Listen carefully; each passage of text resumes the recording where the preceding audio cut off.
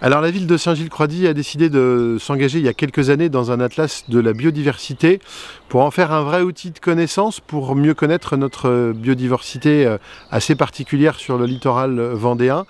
Ici nous sommes dans la coulée verte de Saint-Gilles-Croix-de-Vie et donc nous a missionné pour réaliser des inventaires botaniques, et dans ce cadre on a réalisé une centaine d'inventaires essentiellement sur des milieux qui sont assez peu connus sur la commune. L'arrière de la côte est moins connu, notamment la zone bocagère, du coup les cultures et aussi les milieux plus urbains, plus imperméables, que sont par exemple les cimetières, qui sont des zones où on trouve pas mal de plantes intéressantes du fait de l'arrêt de l'usage de produits phytosanitaires, et puis aussi sur les bords de route qui sont gérés de façon plus douce depuis quelques années. Et lors de cet inventaire, on a eu quelques bonnes surprises, notamment dans une pinède assez claire où on a retrouvé des pelouses et des landes atlantiques, thermo-atlantiques en fait, qui sont assez rares au niveau de la Vendée. Et puis on a eu aussi des bonnes surprises de remarquer que notamment les ormes s'en sortent très bien sur la côte, alors que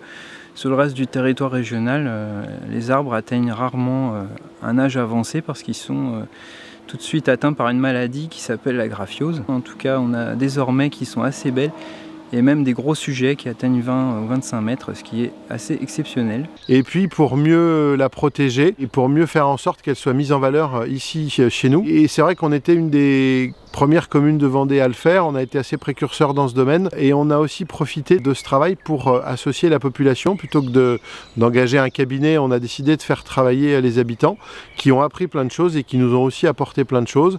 Et puis on a fait également travailler nos écoles sur le sujet. De nombreux élèves ont sillonné les rues de Saint-Gilles-Croix-de-Vie à la recherche et à la découverte de cette biodiversité. On a fait travailler les élus et on a vraiment essayé de fédérer tout le monde sur ce grand projet. On a la chance d'habiter en bord de mer avec une faune et une flore particulières. On doit les protéger, on doit les mettre en valeur et on doit faire en sorte que tout ça puisse s'épanouir sur notre milieu. Et c'est vraiment pour ça qu'on a lancé cet atlas de la biodiversité qui nous permet de mieux connaître tout ça. Alors on s'intéresse à la biodiversité ordinaire, donc la biodiversité qu'il y a partout dans nos jardins, les hérissons, les hirondelles, les plantes sauvages des rues, les choses comme ça. Puis aussi les grenouilles vertes. On dit les grenouilles vertes, mais en fait il y a plusieurs espèces. Il y a des espèces invasives comme la grenouille rieuse, et puis il y a aussi des espèces autochtones comme la grenouille de l'Essonne, et puis des hybrides. Donc ce soir on va essayer d'en capturer pour pouvoir regarder de plus près à quel groupe on a affaire. Il risque de s'échapper à un moment. Ça c'est des bestioles, une énorme palmure. Ouais, comme ça, voilà. Et bien les chauves-souris, elles vont être obligées, elles vont être contraintes de trouver un nouvel endroit qui leur est favorable. Donc ça se fait tout durant l'été. Et puis en fin d'été, du coup, vous allez avoir les chauves-souris qui vont migrer, donc elles vont beaucoup s'alimenter, comme pour les oiseaux avant une migration.